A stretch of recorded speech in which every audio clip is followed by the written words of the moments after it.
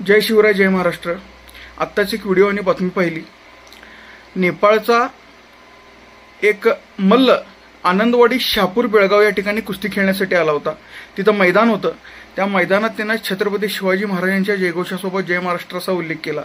त्याच्यानंतर काय घडलं हे जरा या व्हिडिओमध्ये पहा। सबसे पहले तो जी जय शिवाजी महाराज, जय महाराष्ट्र।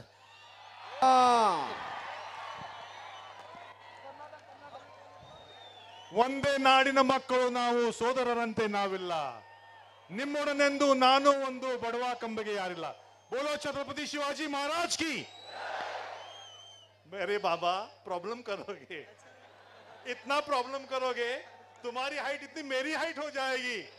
मेरे साथ में डॉक्टर भी है, उनकी भी हाइट उतनी हो जाएगी। साथ में रमाकांत है, वो भी हो जाएगा। रमाकांत बोला छत्रपति शिवाजी महाराज की जय। चलते बाबा, जय महाराष्ट्र म्हणू नका। आपण कर्नाटकामध्ये आहे, पण बोलो भारत माता की। त्या बिचाऱ्या नेपाळच्या माणसाला सुद्धा बेळगावचं मराठमोळं आणि शिवभक्तांचं हे सगळं वातावरण बघून त्याच्या तोंडून न राहून त्यानं जय शिवरायानंतर जय महाराष्ट्राचा उच्चार केला। तो उच्चार केल्यानंतर तिथल्या एका व्यक्तीला इतका त्रास झाला की लागलीच त्यानं त्याच्या हातातला माईक काढून घेतला आणि त्याला तो म्हणतोय, अरे बाबा जय महाराष्ट्र नहीं बोलने का।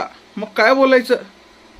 जय महाराष्ट्र नहीं बोलने का प्रॉब्लम हो जाएगा, तुम्हारी जितनी हाइट है उतनी मेरी हाइट हो जाएगी। अरे निर्लज्ज माणसा, छत्रपती शिवाजी महाराजांनी जे स्वराज्य घडवलं ते स्वराज्य म्हणजे महाराष्ट्र, आणि जिथं छत्रपती शिवाजी महाराज येतात तिथं महाराष्ट्र येणारच। आणि तो बिचारा नेपाळवरून येऊन तो जय महाराष्ट्र म्हणतोय, त्याला महाराजांचा महाराष्ट्र कळतंय, आणि तू तर इथला स्थानिक राहून तुला जय महाराष्ट्राची कावीळ आहे। तुझा मी इथे या ठिकाणी जाहीर निषेध करतो, आणि तुझं नशीब चांगलं त्या ठिकाणी मी नव्हतो, नाहीतर ते जय महाराष्ट्राला डावलून तू कशा कुस्त्या केल्या असतास तेच मी बघितलं असतं। खरोखर तिथल्या मराठी भाषिकांनी त्या थापाने जय महाराष्ट्र बोलल्यानंतर जो आवाज त्या मैदानात येत होता त्याच्यावरून तुला समजायला पाहिजे होतं की बेळगावात जय महाराष्ट्र चालतंय की अजून दुसरं काही चालतंय। पण तुझ्यासारखे लाचार मराठे जोपर्यंत या ठिकाणी अस्तित्वात आहेत तोपर्यंत या मराठी माणसांना खंडोजी खोपडेनी सूर्याजी पिसाळांची कमी नाही आहे। मला तुझ्या विचारांची कीव येते।